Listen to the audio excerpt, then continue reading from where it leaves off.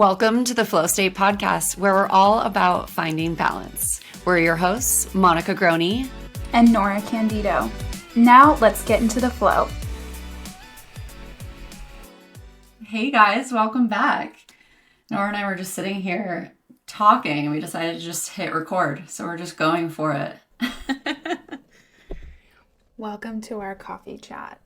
We were just talking about, well, we'll get into that a little bit later. Today is our Q&A episode.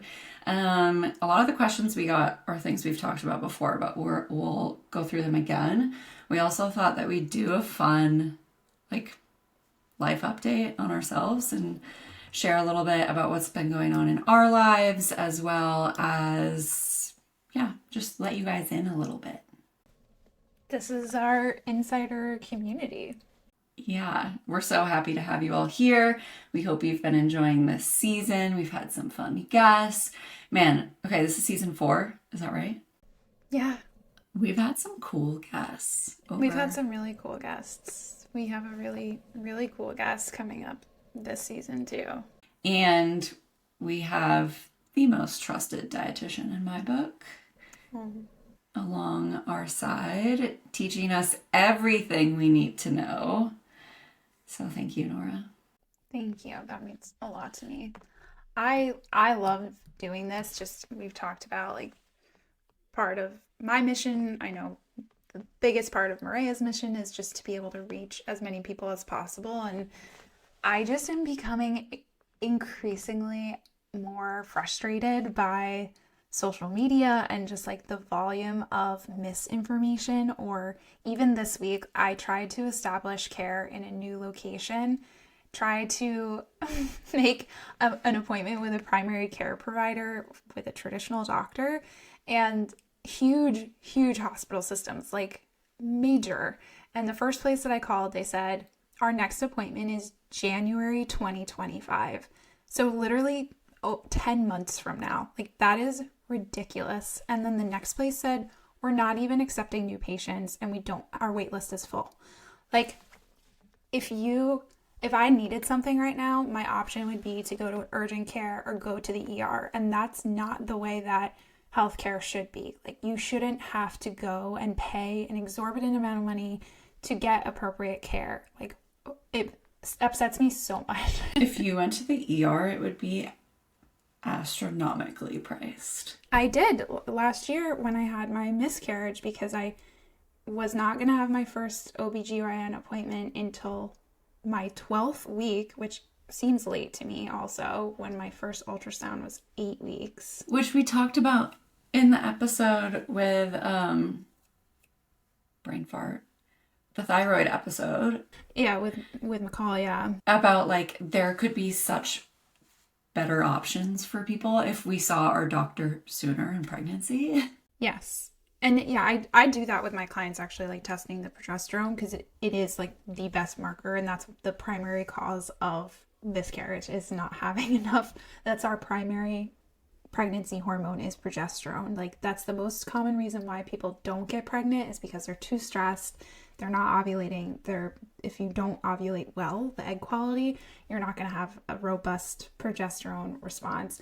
Yet, the first thing that we do is just throw medications, and we don't tell people, here are the lifestyle things that you need to be doing to support your body and giving your body not only a better and easier chance of getting pregnant, but sustaining the pregnancy. If we could avoid all of those things. But anyway, I had to go to the ER. I went to urgent care when I started bleeding, and they were like, we don't have an ultrasound here. You have to go to the ER. And I didn't have established care yet, because I wasn't supposed to see my OB until 12 weeks. Our bill was $7,000. And they said, just reading through our insurance coverage, where because it wasn't preventative, it was diagnostic, even just the coding that they used, it wasn't covered under any sort of perinatal care. It's effed up all the way around. It's just very upsetting. That's the crazy thing too, is that they could just code it slightly different. Yeah. And we reached out to them to do that too after the fact. So we're like, what? Oh my God, the medical system. But you, on the life update side, the reason you're looking for a new person is because you recently moved, right? Yes. We moved back to Boston, which I'm so grateful for. This is like the area that feels the most like home outside of my childhood home where I grew up in northeastern Pennsylvania. And I moved here for the first time in 2015 to do an internship at a rowing club, which was so awesome with MIT's dietitian. And I was dating somebody who helped me get the internship and got me a job. And he Oh, broke up with sweetie. me a week after I moved here. Okay, maybe not. I got dumped, and it was the best thing that happened to me because I had to figure everything out. I wasn't even 21. I was gonna say, how old were you? I was 20. Just after college? No, I was still in college. It was after my sophomore year of college, and it was the best thing because I had to figure things out here, and it just really, I don't know, I like associate my independence and finding myself with being in Boston. And I don't know, it has so many great features. That 20-year-old courage, I wish I could tap back into that. I literally was talking about this with a client the other day, like when it was going around recently, like sharing photos from your 21st birthday. Yeah. And I was like, if I could just borrow an ounce of 21-year-old Nora's confidence, like. I've been feeling that a lot lately. I'm like, gosh, how did I move across the country when I was 22? Not knowing anyone, not knowing where I was going to live, not knowing what job I was going to have. And I was like, now I'd be like, I have to have my ducks in a row. Like, Maybe you don't. Maybe this is your invitation. yeah.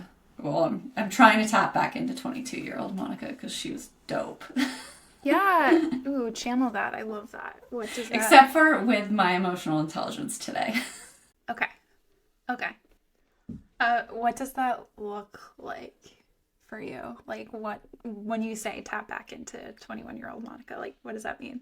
I think just truly her courage of being like, I don't know, we'll figure it out. Like, we'll get there, we'll see what's up. I can always come back. Like, just leaving things, up to the world's chance, I guess. And I think trusting a lot of it, right? Like, ignorance is bliss, but also I think at that age, you're just like, I'll figure it out. Like, I'll find a job, I'll do the things. And I should have more trust in myself at this point because I've gotten this far and I've been okay. So I think just like that reminder that 22-year-old Monica has given me of, you got this, you'll figure it out. You've figured it out this far. You're doing great. You are doing great. Yeah, I guess I'm going to share this. I was just gonna post to you like what's going on in your world. Yeah, this hasn't been public knowledge yet. I feel like most of my close peeps know, but I'm currently going through a divorce.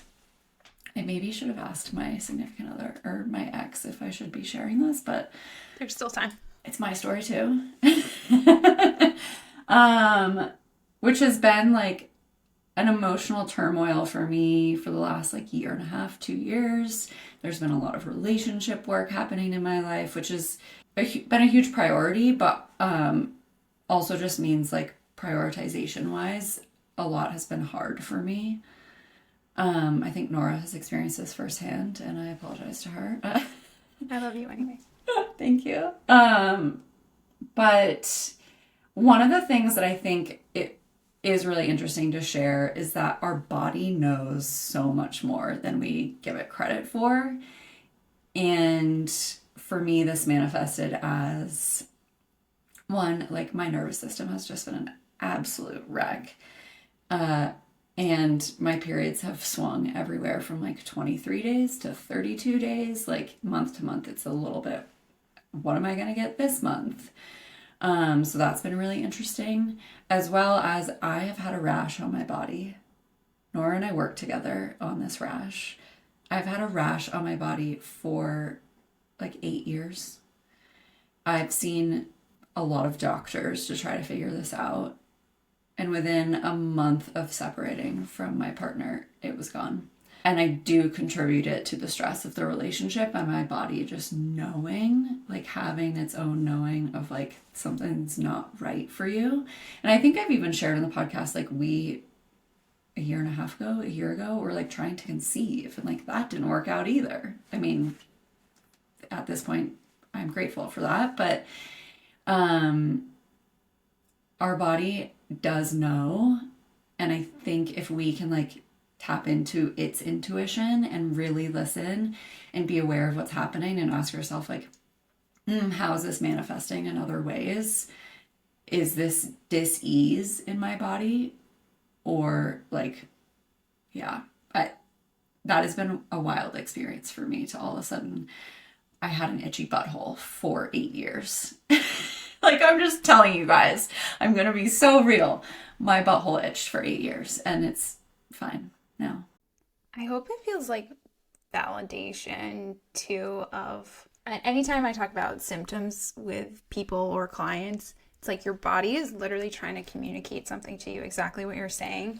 And to not show up with any sort of judgment or criticism towards those symptoms. Like, just that, to me, that means you need to lean in and listen, like double the F down. Like, what is your body trying to tell you? And it might not be anything that's surface level. Like, I saw somebody else recently share that they had a rash on their face, and this whole last year dedicated to working on like self-love, and that level of release is what allowed them to heal. And again, like whether you believe or if any of this sounds kind of like woo-woo to you, but I think it really is important to acknowledge this level. It's called interoception, and we're able to tap into our body's inner wisdom.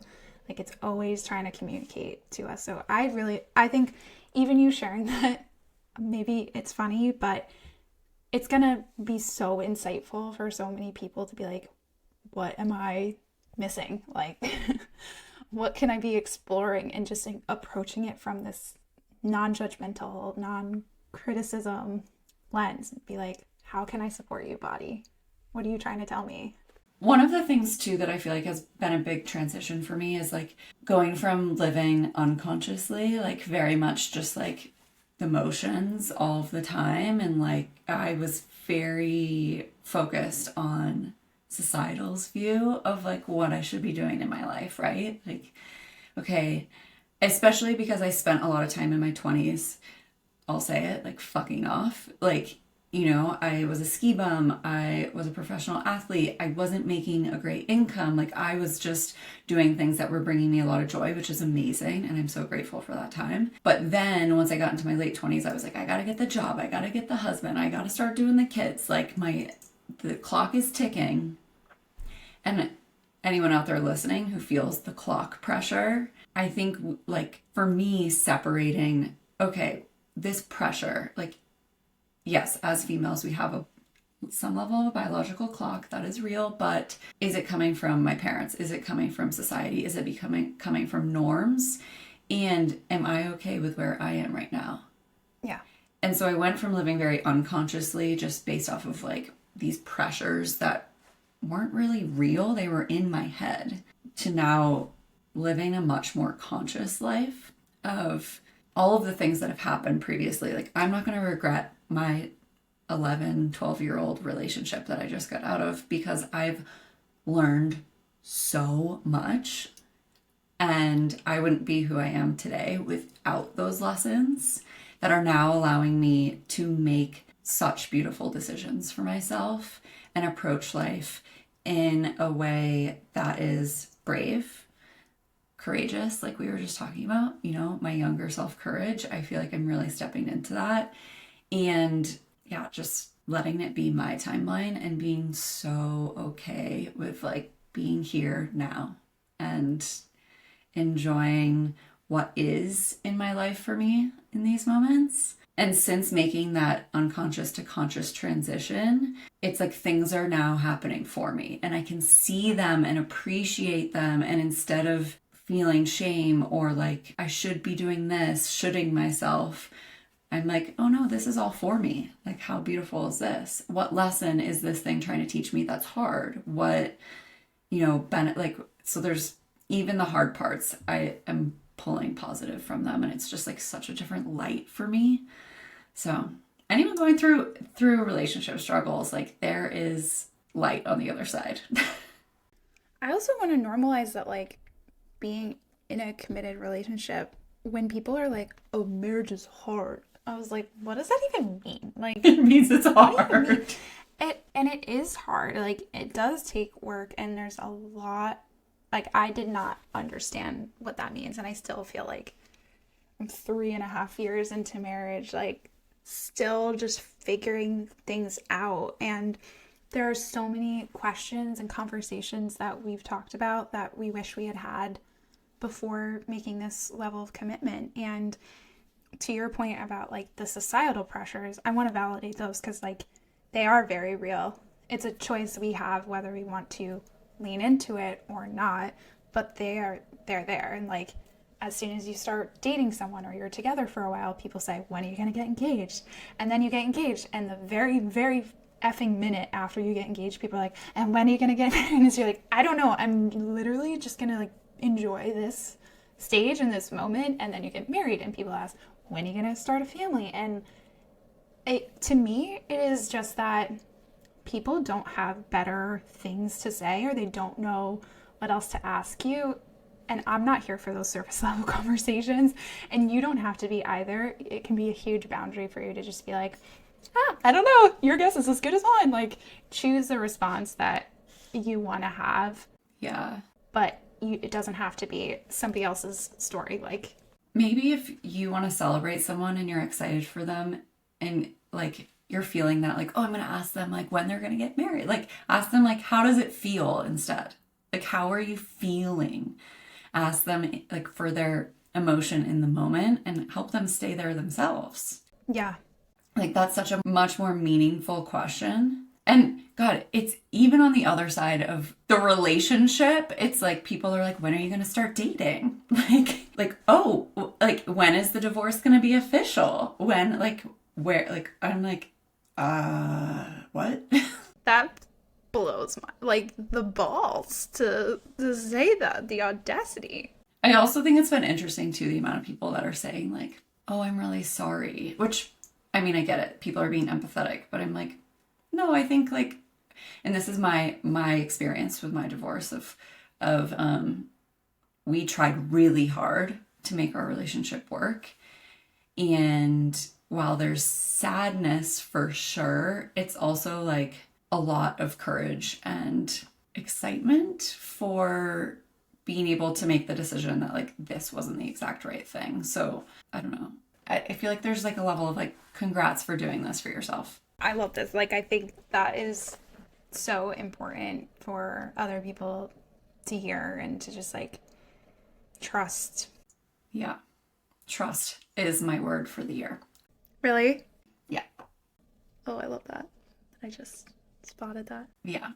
There's a lot of trust happening, and making a decision and choosing yourself, even though I fully believe in committing to a relationship and being committed, but I think choosing yourself when something isn't working and you can genuinely say like, I've tried everything I can, builds so much self-trust, because I just chose to like make myself as happy as I can and made a really hard decision in that process, right? There's so much unfolding in the background of like, where am I gonna live? Where, like, all these questions that I didn't know, and I trusted myself that I was gonna go and figure that out, and that I could be my support system for myself. If anyone's listening and like struggling through something similar, I'm here for you. I'm so here for you. And your process will be so different than mine. I had to go through such a process to get to a decision. It literally took years. And if I look back at like journal entries, it's like wild, my knowing that was underlying. But the unraveling process was long, and I needed to really make sure that that was my decision. So here we are. Thanks for sharing that. I think that'll be really affirming for people, and obviously like not sharing it for any sort of response or yeah, any of the things that we've talked about. Everyone here who listens, like I feel like it's like a little community, family, like I don't know. And these types of emotional elements in our lives like play such a huge role in our health, like I talked about. Mm-hmm. And that's what's going on for me. Anything else on your end, like how you're training for a bike race, right? Yeah. So this is the third time that I'll be participating in the Pan Mass Challenge, which is a bike ride from Boston to the end of Cape Cod in P-Town. It's in August, so my route is like close to 200 miles over 2 days. That is insane. Yeah, I'll be fundraising too, so I'm working on setting up a fundraiser. But yeah, it's good. It's nice to have something to look forward to and work towards. The half marathon for me in the fall was such on a whim, but I really like riding my bike and it feels better on my body than running typically does. So I'm excited about that, and you do too. I'm running the New York City half in March, and I'll be running a 50 miler this fall. So fun. Yeah, so lots of running in my future. But it's still like endurance sport. Yeah. But I love it. It gets me outside, which I am just so grateful for those long days in the mountains, which is amazing. Otherwise, you feeling good? Body feels good? I'm feeling strong. Like, Same. I'm pretty yoked. It feels good. I do have like a little bit lower back pain from actually stretching, which is hysterical. Yeah. I did this back in August, like doing a supine twist, and like felt everything crack in my body, and then did deadlifts that day. And I think it was just the combination of like things were in a new position, and then I was putting a ton of tension on it, and it actually felt better when I was running. And now since I've been more committed to lifting again since December, it's pretty flared up at the moment. So I'm on the fence between like, should I take more time off, or I don't really want it to turn into something worse than it is right now. Are you still doing the ladder program? Oh yeah, I'm in there, baby. I've been in love with this like session, this 6 week series. Yeah. It's been so good. And I think I've been more consistent than I've ever have been. I think with a big emotional release, I have like more energy to put into that. And man, the results, it's wild. Shout out to Lauren Kansky. Yes, we love you. Our trainer. Yeah, I'm so grateful that you shared that program with me a year ago. And I definitely like, I love the layout of the app. That's actually like kind of how I wanted to simulate a similar experience within my own platform right now. So cool inspiration. Yeah, like I've talked a little bit. I have my Nutrition with Norah Academy that I launched this year that is like community and education platform, but I opened it up with an 8-week series, which is kind of similar to what the Ladder app does, where there's just like only certain content available at this time. And that's intentional because this is the foundational work. Like you can't just go and cherry pick certain content and just like try something for a little bit or slap this supplement or do this thing for a week and expect results if you don't nail this foundational work first. So I'm kind of gently encouraging or forcing people to go through this 8-week component first, and then they will get access to all of the information around cycle health, around digestive health, around perimenopause, menopause, so many different topics that I'm covering in here. And I'm like so lit up by creating content. I've completely wound down how many clients I'm seeing individually, and I am no longer doing my group program Harmonize, and it has just freed up so much energy and creative energy to build something new that I'm really passionate about. And this allows me to reach so many more people, and it's super affordable. So what is the community called? The Nutrition with Norah Academy. So it is like really strongly based around education and learning. That's one of my pillars, is just being empowered by information. but also the community aspect. I really wanted a place where people could come together and support each other, because I don't have children. I'm not in perimenopause. I'm not in menopause. So to be with a group of other like-minded individuals who are new moms, or whatever the case might be, or you're going through acne or GI issues right now, having a little pod of people that have similar experiences is so helpful, and it's a source of accountability. So that's what we're doing. Yeah. How can people, is it like rolling enrollment? People can come in anytime? Yes. Very cool. Yep. And like my active clients get a discount. So if you've worked with me before, just send me a message. But for new individuals joining, it's $49 a month. So like, so affordable. Amazing. And like, I know this probably isn't ideal for you, but if someone wanted to come in for like a month, 2 months, like, is that? It's totally fine with me. Like, I want this to be the most flexible and supportive thing. You know, the people that do complete that series and then are able to go in and find supportive information, that's for them. Like, you're going to get the most out of it. So I recommend doing it for at least 3 to 4 months. And my active clients do get free access as well. So yeah, I want it to be flexible. And so everyone goes through the first like 8-week series basically to get access to the rest of the library. Correct. Is it released like weekly, or is it like all released and they just can like go through it at their own pace? So right now it's being released weekly because I'm doing it live with them. I'm still deciding, like, because there are people who maybe you've heard this information before, or you just need a gentle reminder, and maybe you can kind of skip forward a little bit. But even if you know this information, there's a difference between knowing and doing. Like, we have access to so many tools, but unless you're actually doing the thing. Amazing. Okay, well, everyone go and check that out.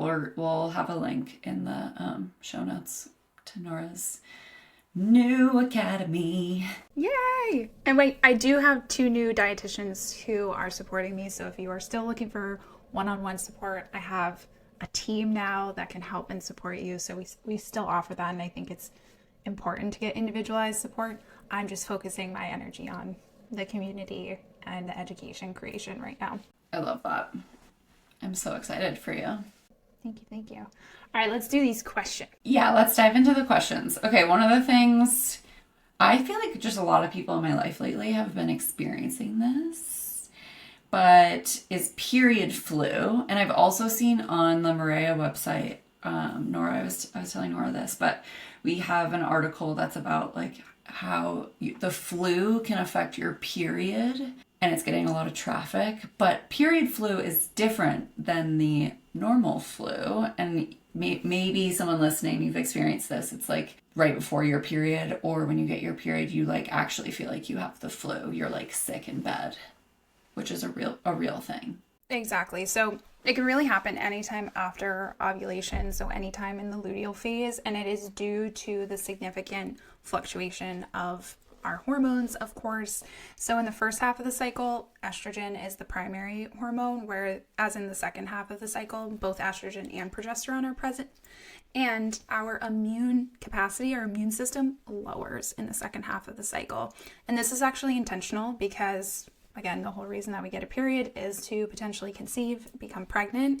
And if you were growing a new human in your body, you don't want your internal immune system attacking those new cells being created, saying like, this is foreign, we want to get rid of it. So the body actually intentionally lowers its immune response, so you are more likely to get sick. And then in the week or so leading up to your cycle, for a lot of people, this can just be kind of like the way your body experiences PMS, but you might feel really run down. You might feel like you're kind of getting sick with something, and it can, I don't want to say just be, but it can be those symptoms leading up to your bleed. That's really interesting. I didn't realize the immune part of not attacking new cells. Super cool and makes sense.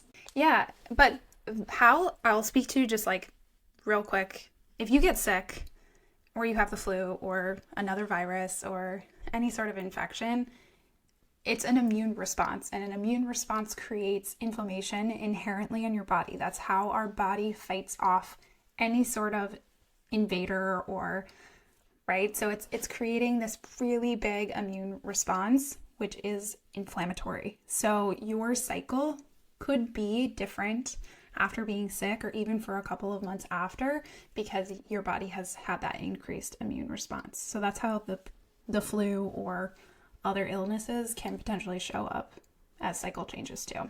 I feel like a lot of people were talking about this during the Panini. Yeah, I'm like, can I say COVID on here? I know. I feel like things still get censored, but yeah. Yeah, a lot of people were talking about that. Like, oh, I had the vid and now my period's super whack. Or like even the vaccine. Thank you. Like the shot, the thing in your arm. The pokey. Yeah, because it was like putting those antibodies in your body. So exactly. And all that's doing is creating an immune response so that if you do get exposed to the virus in the future, your body's like, hey, I recognize this. I know what to do here. Exactly. It's built in. It's ready to fight. If someone is experiencing like period flu, is there like, what if it's consistent? Like, is there something they could do to maybe prevent it? So I would kind of group this into a PMS category. Like, what are the things that we want to do to just support your system during this time? And you might need more rest. You might need to lean into a little bit of a different change of your routine to support your body. You might need more sleep. Your sleep quality changes in your luteal phase as well. So I think that's a really important piece.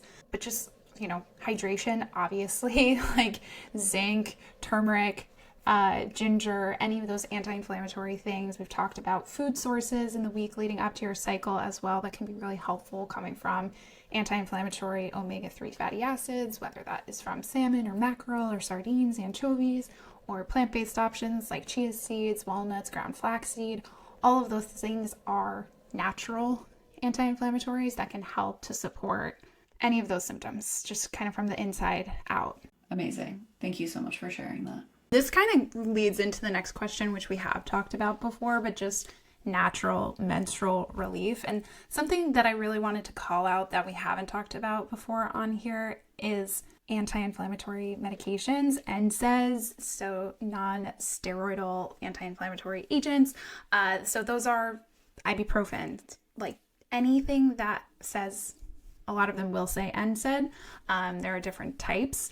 These, of course, I don't love being a GI dietitian, being a hormone dietitian. And the reason why is that when you take those medications, they actually eat away at your stomach lining. So they can predispose us to H. pylori or ulcers, other sorts of infections, because they're lowering the levels of acid in the stomach and kind of eating away at the lining of your stomach. So this is something also we've talked about, other medications depleting a lot of nutrients. This is something that your liver then has to go and metabolize, that uses a lot of nutrient status, which we're already depleted of. So it's just like an additional thing that the more we can not rely on them, the better. But nothing is going to have the same like in the moment action the way that those class of medications that I've seen currently does. Like I have not seen a more natural, like this is going to work within the next 20 minutes. It just has a very different... In terms of menstrual symptom relief, you mean? Or, I mean, truly any sort of pain relief, right? Like if you injure your back or if you bump your head, whatever. Yeah, they're popular for a reason. Like they work. They work, but I really want people to move away from relying on them and kind of abusing them. So if you're really only using it like once a month, or if you get an occasional headache or something where like it's a quality of life thing, like you need something that's going to help you, I'm really grateful for those tools. But just knowing like the overall effects that they can have long term, or even be promoting other GI issues. Of course, I'm sensitive to that topic for my population. I want to work towards not being reliant on them. Totally. And at the onset of symptoms, there are some other things that you can do. I mean, these are things that you probably do, I probably do, because we both have that mindset of like, oh, I'm not going to rely on ibuprofen all the time. I am sitting on my heating pad right now, which like I just do it in the winter, but I love my heating pad. It's really comfortable, comforting. And so if I have a little like back cramp, that feels good to me. Yeah, other things I like too, like if I feel a headache coming on, I actually lean on myriad for it because of the magnesium. I find that it's really, really helpful and similar with cramps. So if there's any opportunity where like you're beginning to feel something, that magnesium is going to be super helpful for relaxing your muscles, any sort of tension relief. That can be a great tool to just keep handy. I also like Epsom salt baths a lot, which is also magnesium. It's magnesium sulfate, and it does have a mild laxative effect in case people didn't know. So just being mindful, like it helps with muscle soreness and tenderness, but it can also cause you to go to the bathroom. So if you're doing it all the time and you're pooping your brains out, That's why. that's why. I will say too, for people who get headaches, I am a migraine girly, and the things that have been really helpful for me are soaking my feet in Epsom salt. If I don't have, or like my whole body, but if I don't have access to that, I'll even just do a magnesium spray on my feet and put socks on, as well as peppermint tea. And then I was telling Nora before we started recording, like a good orgasm will do wonders for a headache. So whether that is with a partner or by yourself, I love that solution. Dopamine is pretty magical. That's one of the neurotransmitters that's released when you orgasm. That's why you feel good. So yes, this has like a total body systemic release that can be really helpful for any sort of pain relief. Okay, let's cruise through these next ones. Yeah, the last thing I was just going to say is like period cramps are a culmination of your lifestyle habits over the last month to 3 months. So if your body is sending you signals, again, at that moment, for the instantaneous relief is one thing, but you need to go deeper. You need to understand like, what habits am I doing that are actually leading to this happening? So go back and listen to episode 1 of season 4, what's wreaking havoc on your hormones, and those are the things that you really need to dial into to prevent this from happening in the future. For me, it's also like when I'm experiencing heightened period symptoms, more cramps, even like PMDD, big trigger, I will sit down with my journal and be like, what have I done in the last 3 months that hasn't been supportive? What have I done that has been supportive? And kind of just even reflect on, oh, I was traveling a lot. Oh, I was drinking more. Oh, like these things. And that in itself, I think just the knowing, like you will know what you've done to support yourself or what you've done to maybe like not support yourself as much. And you can move forward in a direction that is very informed by yourself. You don't even need anyone else to like help you. So tracking is a really beautiful thing to be able to see any sort of patterns too. So like if you start just collecting data now, whether it's your sleep, your stress, your nutrition, your alcohol, your exercise, if you get sick, stress is a huge one. Being armed with that information, like you can be your own detective. Reflect back on those things over the last 3 months. Asking yourself, what do I need, is like, you've got a lot of answers inside you. Okay, how do you know if you need a probiotic? I am actually in the camp that not everyone needs a probiotic. This is something that is extremely individualized and personal. I actually see a lot of folks taking the seed symbiotic right now, which is both a probiotic and a prebiotic, and they have a lot of GI issues. So there is such a thing as too much of a good thing. And this is something where we work together to find if you actually truly need one and then what kind. There are so many different types, way different qualities. Like this is not just a let me try this and see if it works kind of thing. Yeah, I think we talked about this in the gut episode. So if you haven't listened to that, go back and listen to that. But we go into probiotics a little bit there too. Headaches around ovulation. So again, we want to really understand like what's the root? Like why is this happening? We've talked previously about what happens around ovulation, right? It is a peak of estrogen, primarily testosterone. So if you're seeing it specifically around that time of the month, I want to dig into estrogen, most likely. How can we support your body during this time? We actually talked a little bit about this in the last Q&A episode with acne increases around ovulation. So go back and listen, because this is kind of some of the similar stuff where we really need to be supporting your body's systems and detoxification pathways. So if you're not going to the bathroom, again, it's not just like ovulation, it's all month long. Pooping, liver function, sweating, all of the detox. Yeah, exactly. Cool. Real quick, want to run through, we had some questions around functional lab testing, which we've definitely talked about before, but I think it's an interesting question around, especially people are like, I want to get lab testing done. Should I do it with my primary care doctor, or are they just going to give me that like, oh, everything looks normal? Yeah, exactly. I'm going to put a link into the show notes for a freebie that I'm creating on what labs you should have drawn, because I think this is really important information, and knowing like when to get them tested, where you can go. Even recently, I had a client that I recommended these labs. I told her they should be around $200 total. She got them drawn from her functional provider, and it ended up costing $1,000, and she was really, really upset. And it's like, we need to understand that like that is not how much they should cost, one. So if you are able to even check with your provider, make sure you know beforehand. And again, this is something that I can also support you with. So be sure to click the link in the show notes, and we'll send you that whole list so that you can be informed and know what you should be doing. What's the right course of action? Yeah, that's going to be so helpful for people. I feel like this is just a question that gets thrown out there all the time. So having that freebie will be awesome. Thank you for creating it, Nora. Yeah. Okay, and last question. We had some people ask a few questions around perimenopause, alleviating symptoms. They're having really heavy periods. We do have a whole episode on this with Esther Blum, who's also a dietitian, and that episode's really good and fun. So definitely go check that out.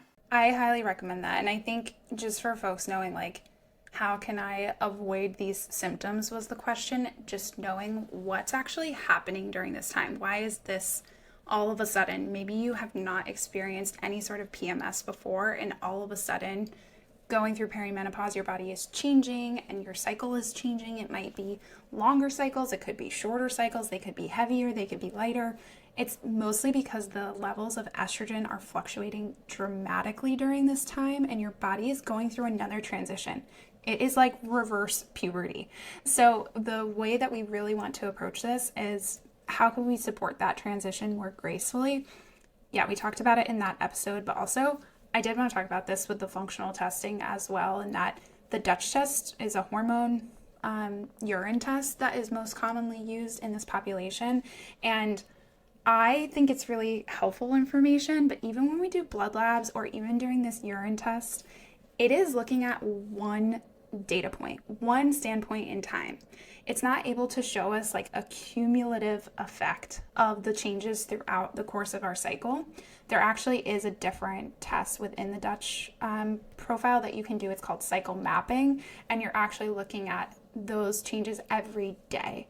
So if you're trying to get a better understanding, that to the point where like during perimenopause, one cycle could be 12 days, the next cycle could be 42 days. So like even doing that 1 month test is not going to give us all of the answers. So I don't really utilize that test that often, to be honest, because I don't think it's as helpful, where again, I really want to support those changes, and like, how can we support the body through that process otherwise? Okay, I think that's helpful. And yeah, anyone who wants more, go listen to the other episode, because it's a whole hour on this. So Exactly. There's a lot about like hormone replacement. So if you've had questions about this, or like, should I be taking estrogen during this time? This is a really great place to start. Yeah, for sure. Okay, guys, we just breezed through a lot of questions, and we shared a lot of our personal things going on. So this was fun. This was fun. Come and say hi over on social media if you have any follow-up questions or follow-up thoughts on our life updates, but we're so happy to be able to... Or just come say hi. Yeah, just come say hi. Screw it. Okay, cool. Thanks for listening, everyone. We will see you next time. As always, feel free to drop us questions, rate and review the podcast, and we'll see you next week. Bye.